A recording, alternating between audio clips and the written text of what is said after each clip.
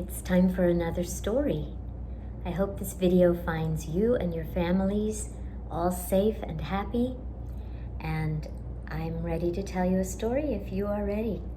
All right. This story takes place in the desert, and when we are all back at FCC, you can do this story yourself in the desert box, but today we're going to use this mat. When Moses was leading the people through the desert to the promised land, he got the 10 best ways on the 2 tablets. And the people loved these 10 best ways. They wanted to keep them always with them because they felt it would help guide them and help them feel closer to God. So God told them to build a special box called an ark and cover it with gold to carry the tablets in. These sticks coming out were so that the people could carry it with them wherever they went. Let's see, it takes 2 people to carry this. There we go. So they would carry it with them wherever they went.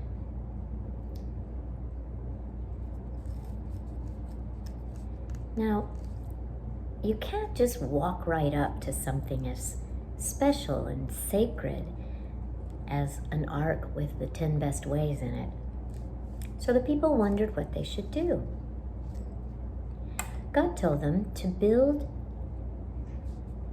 an altar for incense and to burn incense and create a cloud of sweet-smelling smoke. And that way, when you walked through that smoke, would help you get ready to be close to God. But that was not enough. So God told them that they could put in a table with 12 pieces of bread on it for the 12 tribes and a lampstand of 7 called a menorah. And then people could walk through thinking of these things and then walk through the sweet-smelling smoke to get ready to be closer to God. But that really wasn't enough either. So they decided to build a tent around this.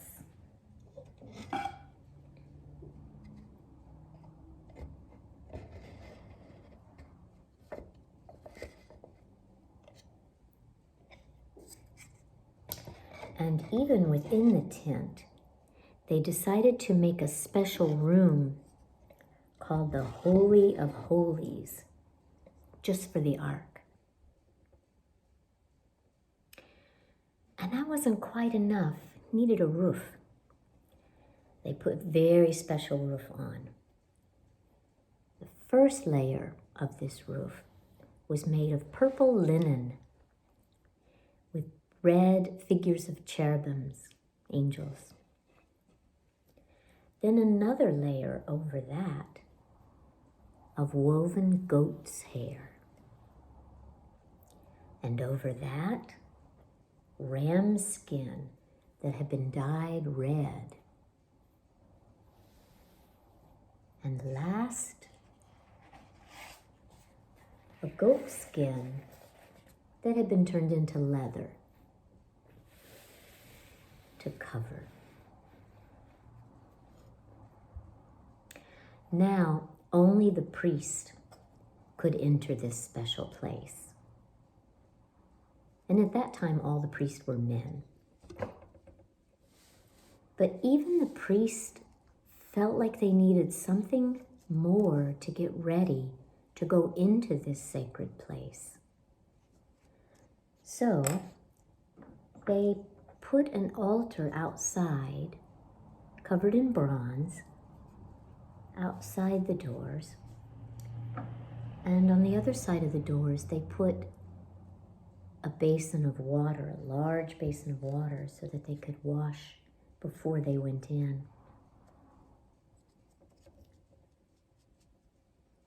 And now, even the priests felt they needed something else. They began to wear very special clothing before they went in.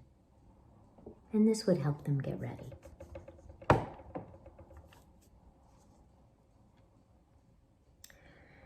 And lastly, they decided to put a fence, a cloth fence, that could be rolled up and taken with them when they moved, all around this special place. And this they called the tabernacle. And when the tabernacle was all completely finished,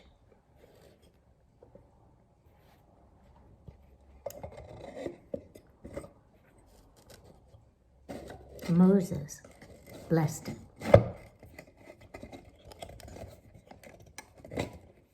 And Aaron and his sons were made priests. There we go. And they took care of the ark and the tabernacle area and moved it from place to place. And the Levites, which is one of the tribes of Israel, were helpers in that. They helped take care of it and helped move it from place to place. And God gave these words to Aaron for the priest to bless the people.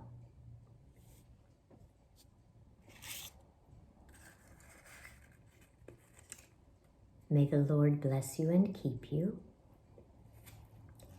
May the Lord's face shine upon you and be gracious to you.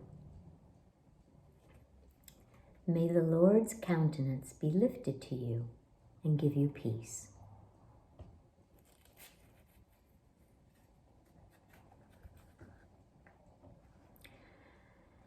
So I wonder which part of this story you liked the best. I'm going to open it back up so you can remember the whole story. I hope you'll take some time to talk with your family about this story.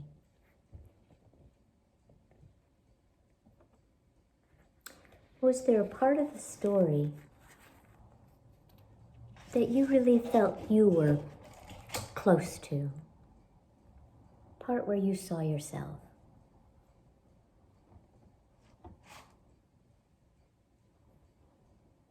I wonder if there was anything in this story that we could leave out and still have all the story we need.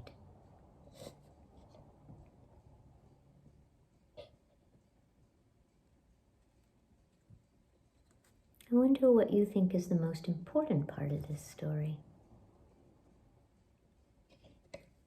And why?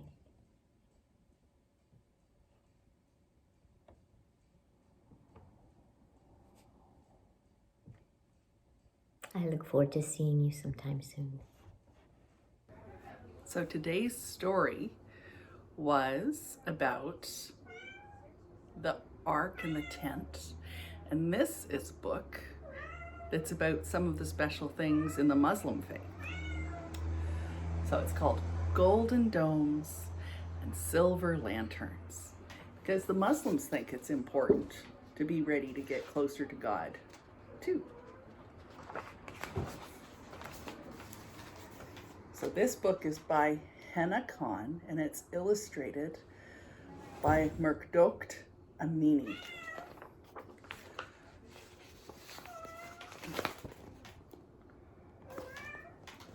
Red is the rug Dad kneels on to pray, facing toward Mecca 5 times a day. Blue is the hijab Mum likes to wear It's a scarf that she uses to cover her hair. Gold is the dome of the mosque, big and grand. Beside it, 2 towering minarets stand.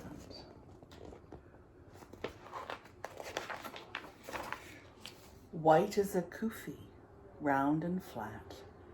Grandpa wears this traditional hat.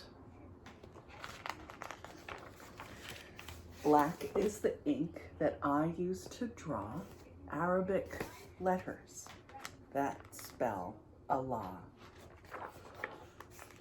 Brown is a date, plump and sweet. During Ramadan, it's my favorite treat.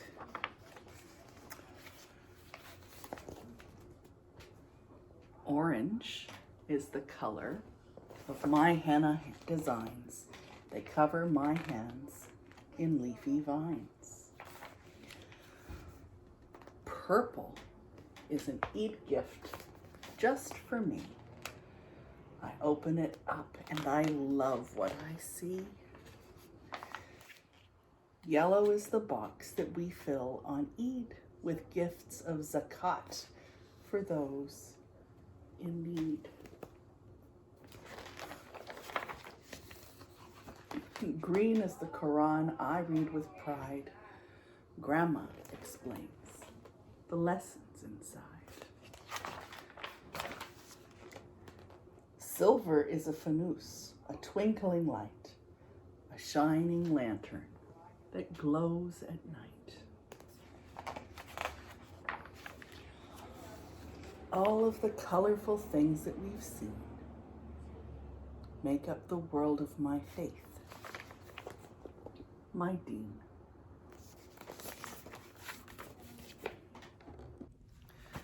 And let's close with a psalm, or at least a version of it. This is based on Psalm 139. Lord, you look at me and know me. Every step I take, you show me. When I rise and when I rest, you will always know me best. Where I walk or sit or stand, you still hold me in your hand. And if I don't know how to pray, you understand me anyway. Once when I was lost, you found me. Then I felt your arms around me. When I'm afraid and want to hide, you are always by my side. When I'm lonely, you are near. When I'm angry, you stay here. High as heaven bright, you greet me. Down in darkness, too, you meet me. You are with me everywhere, in light and shadow, fire and air, in every tiny grain of sand, and in the desert vast and grand. On morning wings in oceans deep, when I'm awake and when I sleep. In my secret self you made me. In the blazing sun you shade me. Know me, lead me, guide my way, through every hour of every day. For all my life and all I do, let me always be with you. Amen. And so I hope that you may always be with him this week, and that you enjoyed our story. Let me see you again next week. Take care.